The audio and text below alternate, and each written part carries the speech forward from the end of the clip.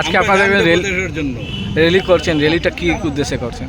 আমাদের পশ্চিমবঙ্গের শ্রদ্ধেয় মুখ্যমন্ত্রী এবং সর্বভারতীয় তৃণমূল কংগ্রেসের চেয়ারপারসন মমতা বন্দ্যোপাধ্যায়ের নির্দেশে সমস্ত বাংলায়, আসামে কয়েকটা ডিস্ট্রিক্টে, এছাড়া ত্রিপুরাতে, গোয়াতে উনি বলেছেন একটা ছোট্ট র্যালি করে ভারত সেনাকে সম্মান জানাবার জন্যে।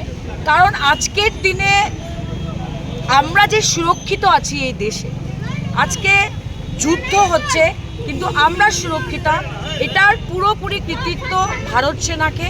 তাদেরকে আমরা আজকে সম্মান জানাই, শ্রদ্ধা জানাই, নমন জানাই, ওদেরকে প্রণাম করছি আজকে আমরা সর্বভারতীয় তৃণমূল কংগ্রেস থেকে।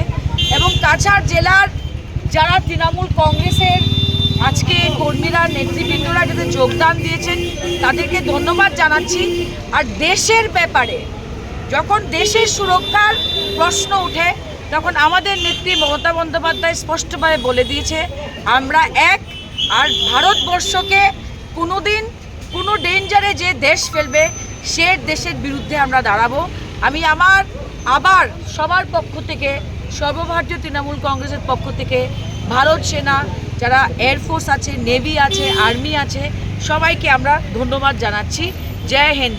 ভারত সেনা, ভারত সেনা, ভারত সেনা।